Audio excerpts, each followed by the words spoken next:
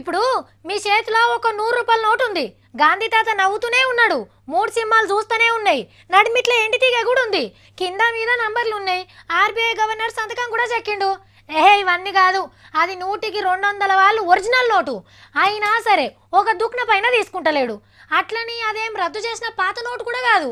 మరి ఎందుకు తీసుకుంటలేడో తెలుసా? నోట్ల మీద ఆర్బీఐ గవర్నర్ సంతకమే ఉండాలనా? మాకు కూడా గీకొస్తుందని కొందరు తెల్లగున్న జాగను నల్లగా చేస్తారు. కొందరు నోట్లను లెక్కబెట్టి వాటి మీద నెంబర్ వేస్తారు.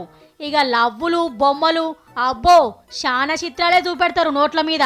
మరి ఇవి తీసుకుపోయి బ్యాంకులు ఇస్తే ఏమంటారు? ఇవి జెల్లైపో అనేది.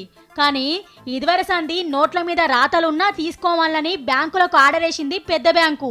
ఎవరన్నా తీసుకోకుంటే 10,000 జుర్మానా కూడా వేస్తారట. అబ్బా దొరికిందిరా ఛాన్స్ అని ఇంకోడిచేదాకా నోట్ల మీద బొమ్మలు చెక్కే రాయింత. కొత్త నోట్లను ఇడిచిపెట్టుండ్రి. ఈ ముచ్చట ఇట్లున్నదా?